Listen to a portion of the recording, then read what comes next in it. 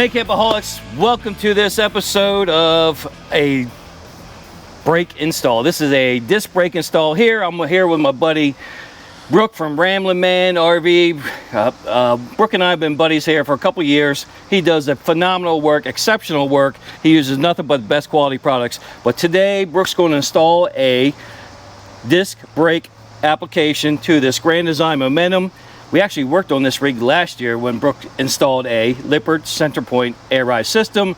You can see that video right here. I'll post the link right up here. You can watch that video and check out the Lippert center point air ride install.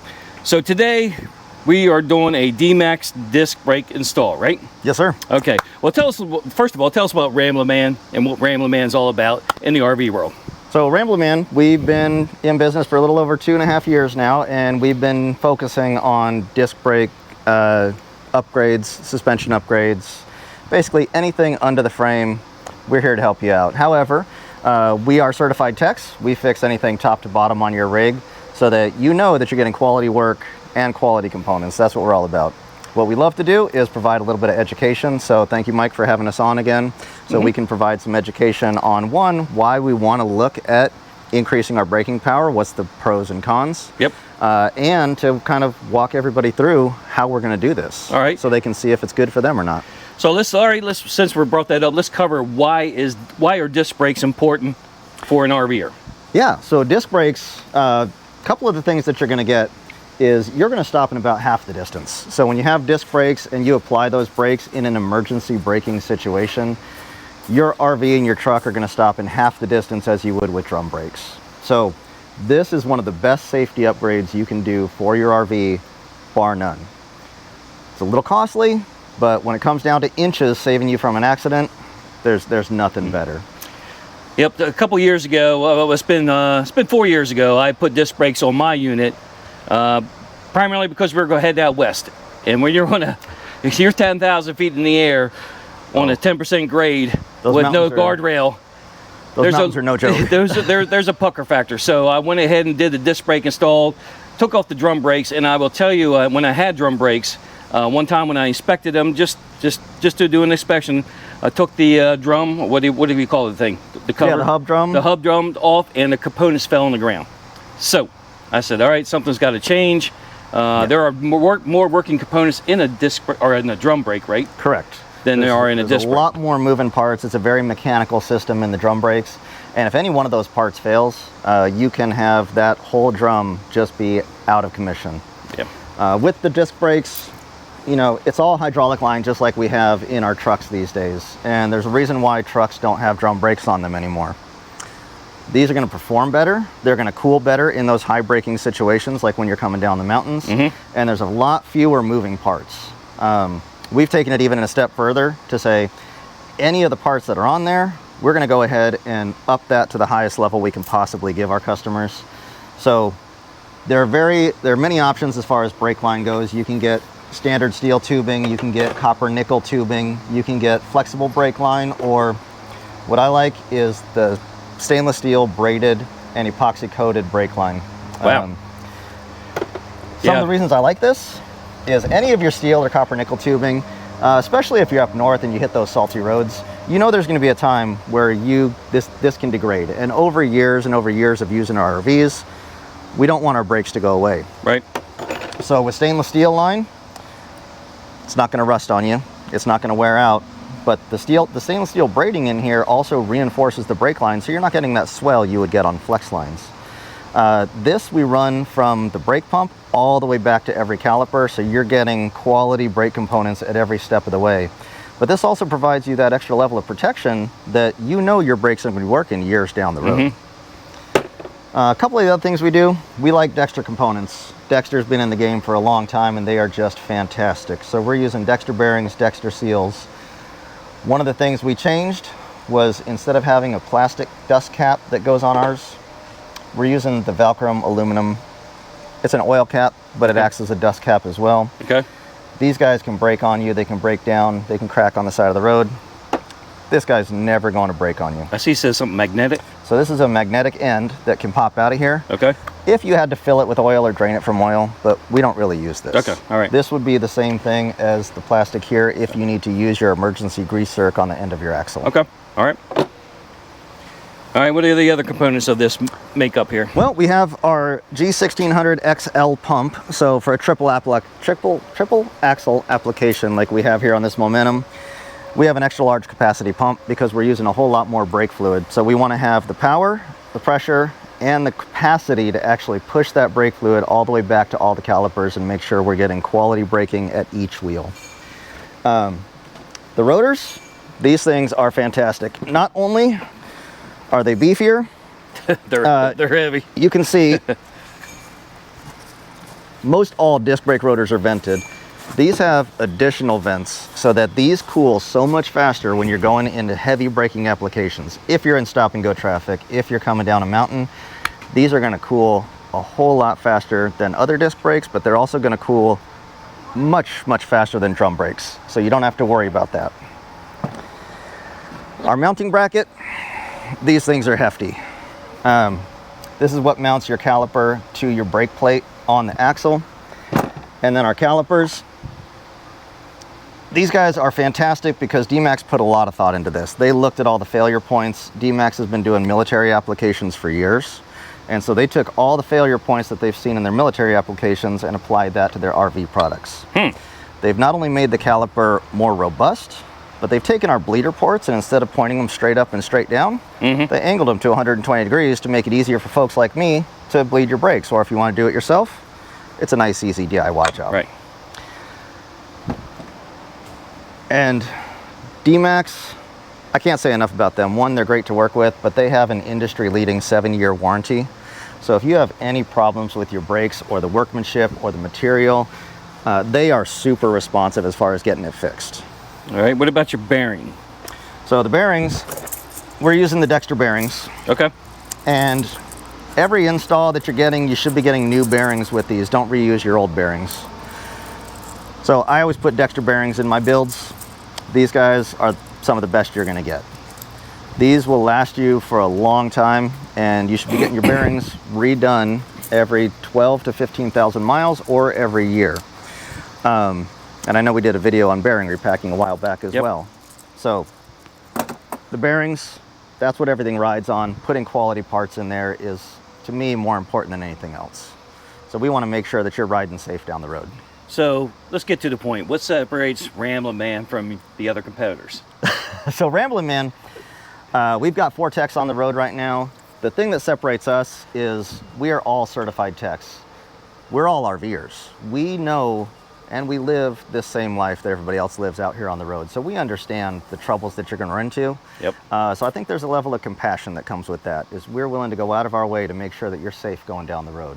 And for me and for other RVers, there's a level of trust also with Ramblin Man. Yeah, you're getting quality work from qualified professionals, and you're also getting top quality parts. We're not going to skimp out and buy you the cheap stuff, because I wouldn't expect that. My philosophy is, and our techs on the road, we're all RVers. If we're not going to do it, or if we're not going to put it on our rig, we're not going to do it or put it on your rig. So there's a level of safety, and there is that level of trust that we're hopefully embedding in our work. I had 8,000-pound axles installed with hydraulic disc brakes, and my components do not look as robust as these components are. That is for sure. So I'm kind of jealous. I got a little envy right now. I want mine a little upgrade, to tell you the truth. So yeah, this is looking pretty robust. All right. So what do you anticipate the install time on the triple axle will be? So on a triple axle, when we're only doing disc brakes and not doing any suspension, we're going to be right around 5 to 6 hours. 5 to 6 hours. Yeah. Today, we've got 2 of us working on it. One of the other Ramblin' Men is here. So we're probably going to knock this out in about 3, but if it's just me working by myself, I have this done in about 6 hours. So it's a one-stop shop. We come to you. You can come to us.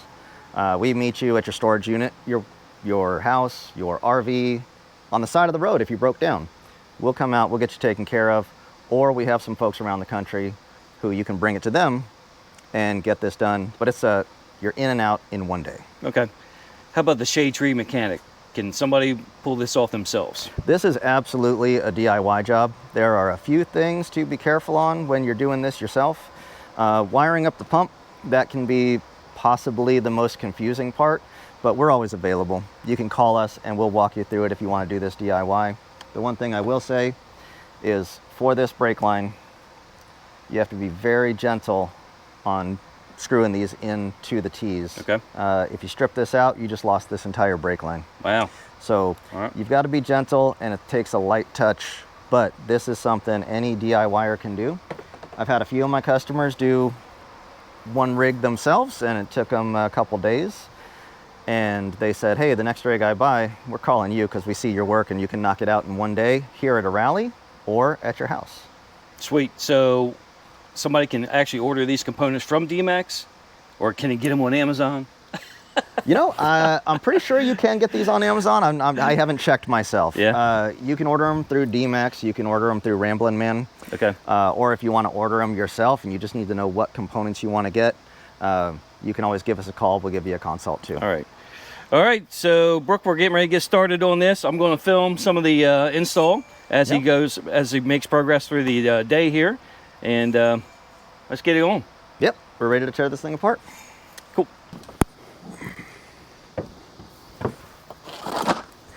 All right, Campoholics, let's take a deeper look into this line. I'm impressed by this. Look at this.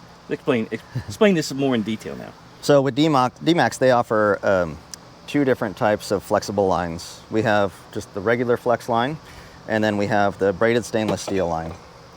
So first, we'll look at the ends. The difference right here at the end, you see that the braided line has full stainless steel all the way run through, from the fitting to the tubing to the actual connector that's going into the stainless steel braided line itself. Mm-hmm. On the flex line, we have brass fittings, brass tube, and more than likely a brass fitting that goes onto the flex line itself. All right. Now both of these are DOT approved, so you can't go wrong with either of these. However, the benefits that you're getting from the braided line is, I mean, if you can see that in there, this is a coated stainless steel braided line running around a brake line that's on the inside. So you have this coating on here that's going to stop or limit any of that road salt, road debris, anything from breaking down your brake line. This guy's not going to rust, so you're not going to run into any problems. But that braiding, not only is this super flexible, but it is just, it's a quality brake line that's going to allow years and years of service. So this is a Ramblin Man. This is a Ramblin Man exclusive. This is run front to back from your brake pump all the way back to every single caliper. You're getting the high quality, the best you can buy brake line front to back on your entire system. Wow. Okay. So introduce your helper here. Helper. Or your franchisee.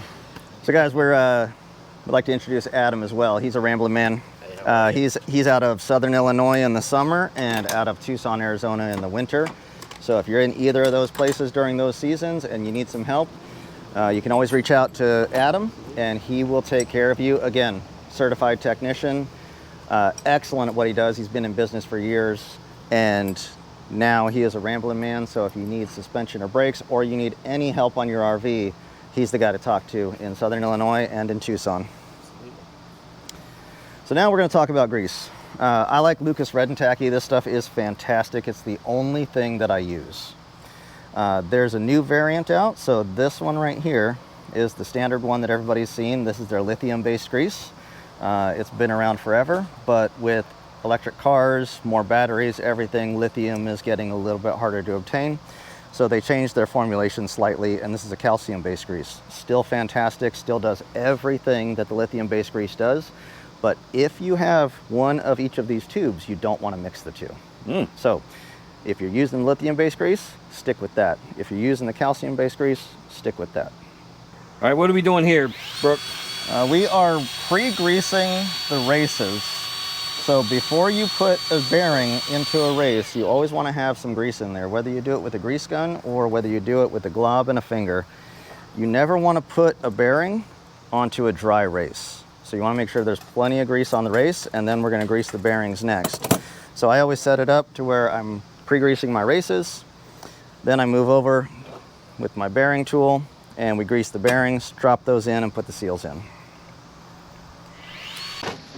All right, so not only are you a Ramblin Man, you're a I'm also Rolling Homes Mobile RV Repair. Rolling Homes Mobile RV Repair. Yes, sir. All right. So again, you're serving Tucson area. Yeah, we spend our winters in Tucson. Yeah. And we spend our summers in Illinois. Okay. So go hit down to go to manual. All right, so they got this mounted in here. He's got his bracket on here, and he's hanging it on the wall instead of on the floor, creating more floor space. And do front first. And for your batteries, So if just you lift have up 3 the or 4 front. batteries in here, it just gives you more floor space to work with. Now we're jacking the rig up, putting jacks underneath of it. Keep going. Higher? Yep.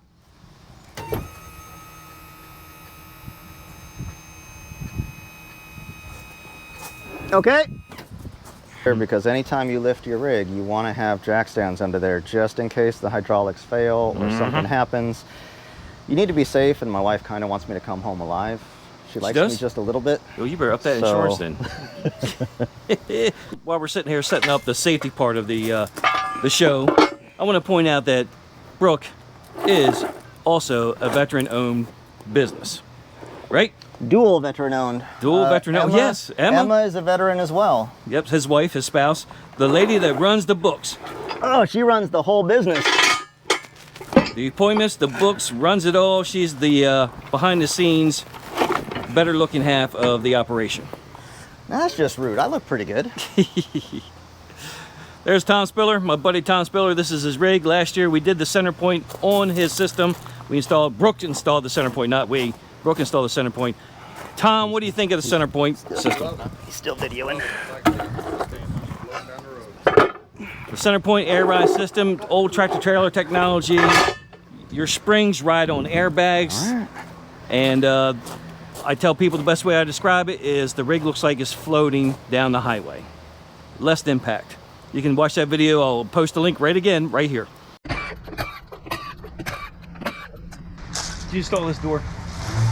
I did install this door.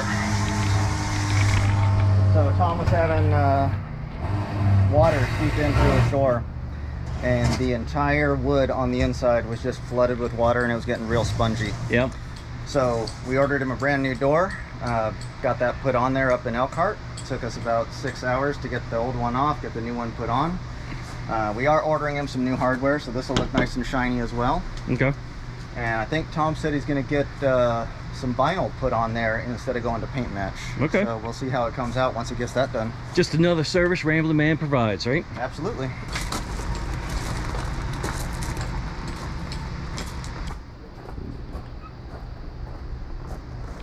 All right, so last year we installed the Lippert center point airbag system here on Tom's Momentum. And so he's been running this for a year, and he's been doing a great job taking care of his suspension. You can tell it's nice and greasy, which is what I want to see. That means all these points were greased. But this center point airbag system is fantastic. What it does is it takes away your traditional stabilizer, your traditional equalizer, and changes it out for the airbag you see back there. This makes it to where you're riding on a cloud of air. You still have your springs that are in here, so your springs are still doing their work, but instead of forcing the other axle in the opposite direction of whatever bump you hit, this airbag absorbs a lot of that shock and makes it feel so nice when you're towing this down the road. The way we set up Tom's is we made the driver's side and the passenger side on 2 different regulators so that we all have a heavy side on our RV. Typically that's the kitchen side. So we made his setup to where he can run a few PSI higher on the kitchen side than he does on the passenger side, so that he's riding level left to right going down the road as well. It helps reduce that road shock that's going when you're when you're going down any road, you're getting road vibration. This is one of the best suspensions out there to reduce that road shock. Saves wear and tear on your rig, and I'll tell you, your spouse is going to love it because your kitchen cabinets, stuff's not flying everywhere. It's just nice and easy as you're going down the road. All right, Campoholics, I will tell you, I have the Lippert center point air ride system, also being a Lippert ambassador, and the best way I describe it is the rig looks like it's floating as it's going down the road. I mean, his brakes are looking really good.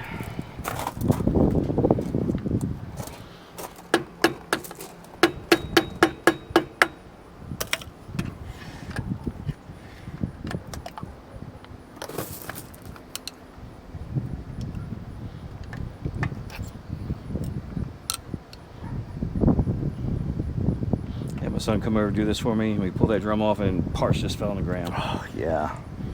on our reflection. That's no fun.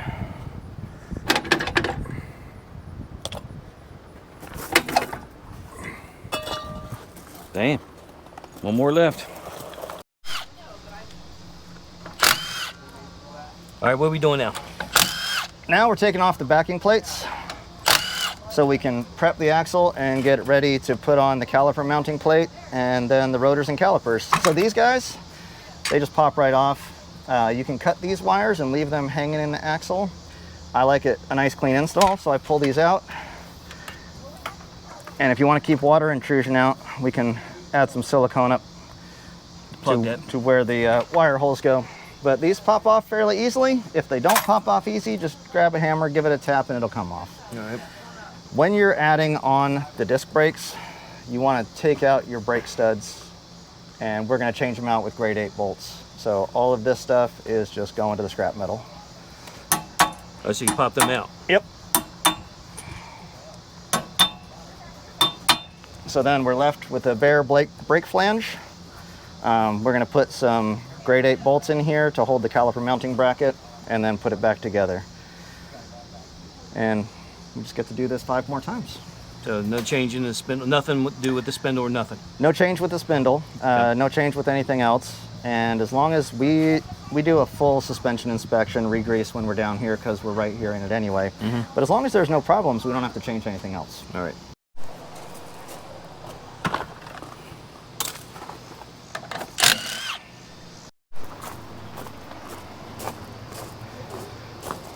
We got all the drum brakes off, completely gone. The wiring's gone, the backing plates are gone, down to almost a bare axle.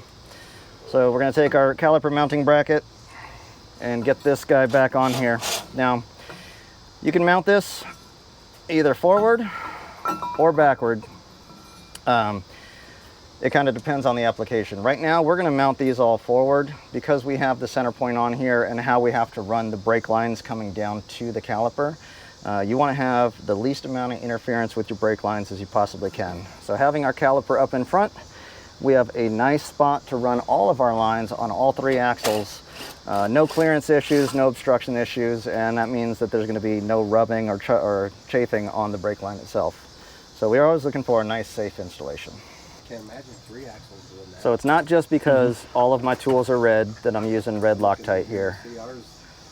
But you don't want these bolts to come off, you don't want them to move.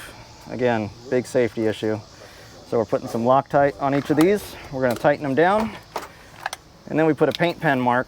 So the next person who comes in behind me knows that these are in the same place I put them. Why would there be another person? There's only one Ramblin Man. Nobody knows if I'm going to pack your bearings next time or not. But whoever does and takes this apart, it gives them that peace of mind. And it gives the owner the peace of mind that if they want to do their own work and do their own inspections, that everything is still tight as when I put it on. So this way we know all of our bolts are nice and tight for the next time we come in and pack the bearings next year. All right, Campoholics, this is the boss, the boss, the lady behind the scenes, Emma Chumley, CEO of Ramblin Man RV Repair. Don't blame me for everything, though. Yes. If there's something wrong, Brooke did it. Ah. Oh, there we go. Yep. Sparks are flying. Shots fired. That's what we say in the Army. I don't know about you Navy guys. What do you say, rafts away? Flotation device away? Is that what you say? Yeah, I don't know if we have a saying for that, but you know. All right, Tom, ask that question again. My question is as far as comparing these to my drum brakes, do these all break at once, or do they break like a car where they break, the front one breaks first? Or? No, so these are all going to break at the same time. With this actuator, you get about 0.3 seconds from the time you hit that brake pedal to 90% activation here at the wheel. All 6 wheels are going to brake at the same time, and on a drum brake you typically get around 480 psi of braking power at the wheel. With this you're getting 1600 psi of braking power at each wheel, meaning that you're going to stop in half the distance. Now, one of the upgrades with D-Max is they've gone to a Kevlar brake pad. So their formula has Kevlar baked into it. So that gives it a lot more bite, which actually stops you even a little bit faster. So when those inches matter, you're getting the quality products right here. All right, so we got one disc going right now, right? So when you're putting the discs on, this is going to be vastly different than when you're doing drums. When you have the drum, you've got the brake pads that are sitting around that can kind of help you align and get onto the spindle. What you want to be very careful about, we've already greased this seal, but you don't want to mess up this seal. It's just simple rubber double lip seal. If you ride it on here, you ride it on the wrong way, you can gouge this and you may run into a seal blowing out on you. Drum brakes or disc brakes, you do not want to have grease on your brakes. So we have to support it, get it on there nice and gently. We already have our bearing set in there. Spread that grease around, and this is not a job for anyone who likes to be clean all the time. And then we've saved our washer from our previous, when we took it off. We have our luck nut. And this guy, you need to set the bearing when you're doing a bearing repack, when you're putting on new drums, when you're putting on new discs, anytime you need to set the bearing. So you set the bearing to 50 foot-pounds. When I'm doing that, I like to snug it up, spin the rotor, whether it's a drum or a disc. That helps the bearing seat in there, helps that grease spread out, get it down tight. I do that 3 times. And that just makes sure that the bearing is nicely and seated on the collar in there so that we're not going to have any issues driving down the road. Once that's on there, 30 foot-pounds is the measurement that lock nut goes to. Most people, their hand tight is around 25 to 30 foot-pounds, but the retaining clip on a Dexter axle is going to be your key indicator. If you have a Lippert, Kurt, or an Alco axle, you're going to have a cotter pin in here. But this retaining clip needs to clip on there nicely, and one of the edges of the nut needs to be in here. So we have to loosen that up just slightly, and it slides right in. You always want to err on the side of slightly loose, not tight, because the tighter you go, the more friction, the more heat you're adding to this hub.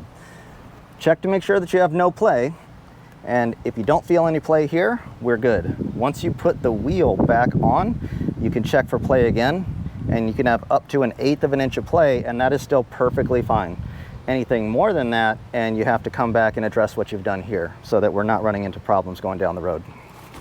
This is probably the tool I get the most questions on because it looks great, it works great. You set the torque, it's a driver and a torque wrench, so it makes my life a whole lot easier. But I use this tool every day. It's a very expensive tool if you don't use it every day. So is there an industry standard for the torque? Yes, there is. But it's specific to the size of the U-bolt and the type of nut that you're using. In this case, it's a 1/2 inch U-bolt and a flange nut, so we're going to 75 foot-pounds.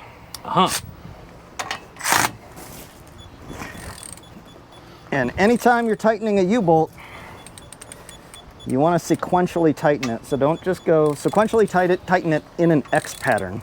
You don't want to just go straight down all the way on one bolt. You want to kind of stretch the bolt slowly, keeping even pressure on all 4 points across the spring and slowly tighten it down. In the end, you want to have as close to the same amount of threads coming out of each nut as possible.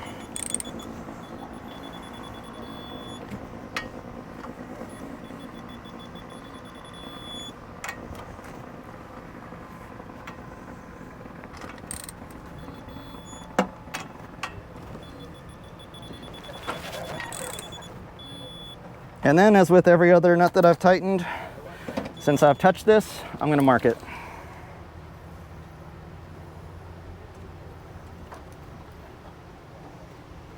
And because we found one that was bad, we're going to go ahead and go through, double check them all, make sure that everything's good to go. What's your role here? What are we doing? Well, greasing these up, getting ready to go in.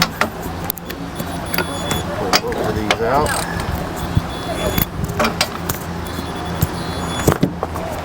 Little grease goes a long way. I think Brooke told me this jar he's had for about 2 years.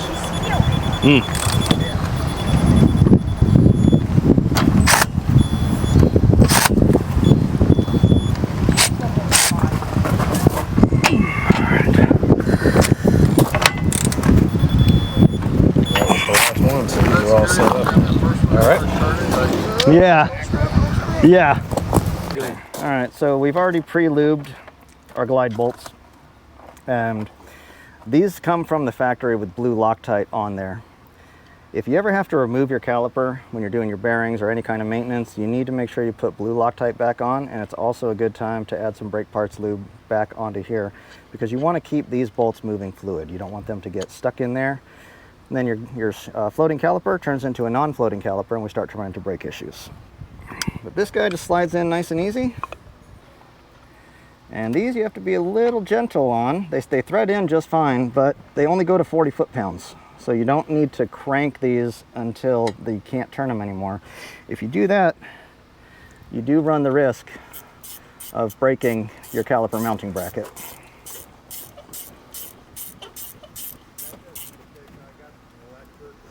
So get it snug, give it about a quarter turn. That's all you need. Snug plus a quarter.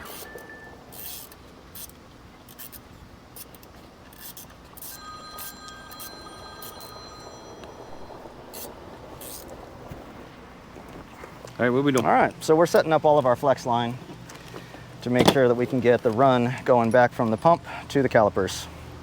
Adam is setting up. We have some cross fittings here, and we have a T-fitting for the very end, and we're going to run this all in the underbelly so that once it's all installed, this is going to look like a factory finished install. So all of your brake line is going to be available to you, but hidden in the underbelly, and then it comes out, goes straight to the caliper, and that's the only part that you're going to see. Again, reducing the possibility of having anything get damaged on the road. So we preset this stuff up. While Adam is doing this, I'm going to go ahead and jump underneath and start dropping the underbelly a little bit, make sure that we're ready to go for the next step of actually running all this brake line.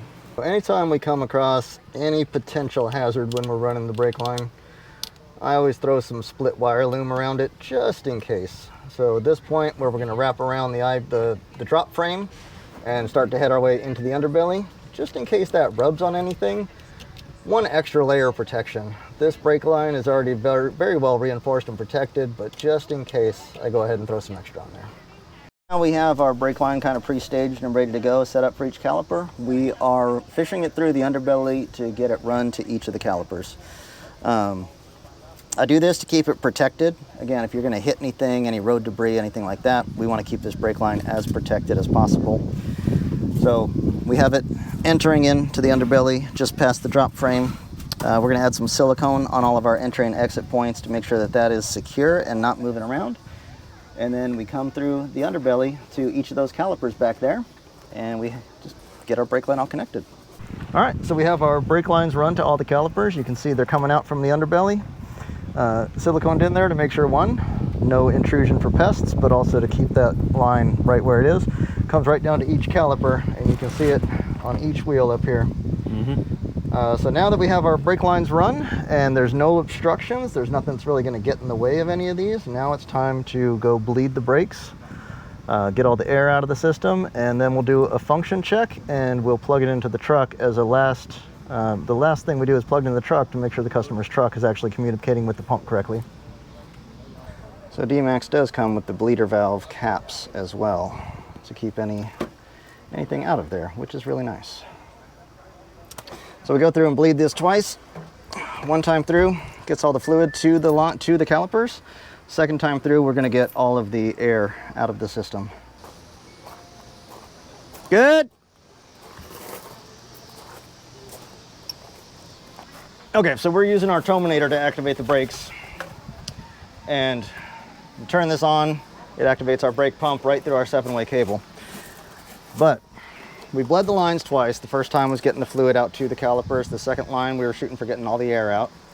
When we turn this on, if you want to come in here and listen to the pump, and I don't know if we can hear it or not,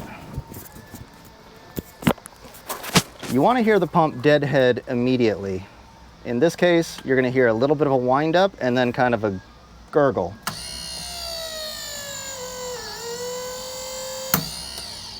So you hear that pump wind up, and instead of immediately winding up to max power, it's winding up and then it kind of hits max power and gurgles for a second. That means we still have some air in the lines. So we have to go through, do another round of bleeding, get the air out of the lines, and make sure that when the customer hits the brakes, the truck will actually stop and the trailer will actually stop. All right, so now we've got everything back on, wheels are torqued back. We have to plug in the truck as our last test. We've tested the pump with the breakaway, we've tested it with our tominator. Now we have the truck plugged in. We're gonna have the owner squeeze the brake control. Don't depress the pedal. That's not gonna activate it. Our trucks are too smart for that.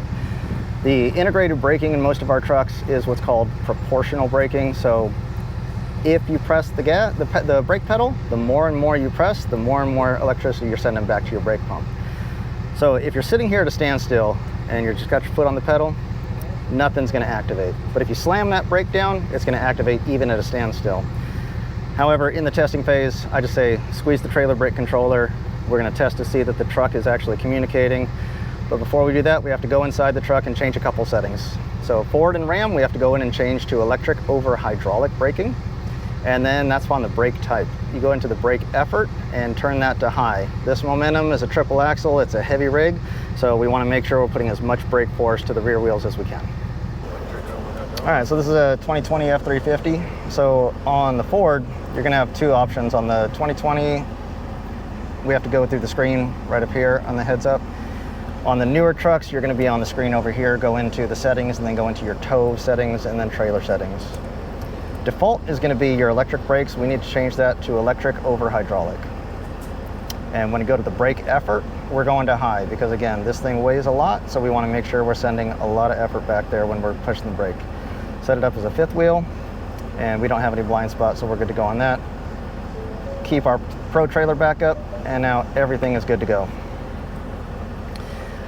Down on the trailer gain, I like to drop the gain down to 4.5. This sets you at a good starting point for when we're doing the break-in. So you have to burn in these brakes, and in order to do that, you do 5 repetitions of 35 miles an hour down to 5 miles an hour with a medium brake effort, kind of like you're getting ready to stop at a stop sign. Follow that immediately by 5 repetitions of 55 miles an hour down to about 5 miles an hour with a heavy brake effort. And I really want you pushing the brakes here.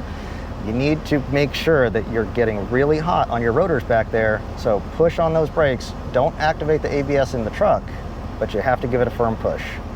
When you're doing that, you're also gonna feel for your trailer. Is the trailer pushing you or is the trailer pulling you? You want your truck and your trailer to stop as one unit.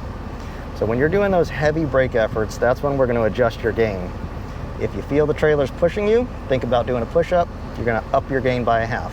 If you feel the trailer pulling you, you're going to drop the gain by 1/2. Fiddle with that until you feel the truck and trailer stopping as one unit. Then you want to drive for about 15 or 20 minutes, let your brakes cool down, and your brand new disc brakes are now burned in, and you are ready to rock. I never had that explained to me. There you go. Now we know. All right, I'm gonna have you do me a favor. Just squeeze the brake controller because this pump is really quiet, so we can't hear it over your truck. All right. Okay, so as you can hear, when he squeezes that trailer brake controller, the pump is activating, so it's communicating well with the truck. The only thing we would have left is if he wants to go for a test drive, we jump in the truck and we take off. But since we're set up for the weekend, I think we're gonna stay here for now. All right, Campoholics, I'd like to thank Brooke from Ramblin Man RV. This is my buddy here. He's done some work for me in the past. If you want somebody that's meticulous, attention to detail, this is your guy, Brooke from Ramblin Man. And thanks again. What a wonderful video on how to install hydraulic disc brake system. Absolutely. Yeah. All right, like this thing, like this video, subscribe, share it with a buddy. Follow Ramblin Man on Facebook, Instagram, and what else? That's it for now. That's it for We're now. getting there. All right. All right, we'll see you in the next video. Thanks, Brooke. Okay, stay safe. Bye.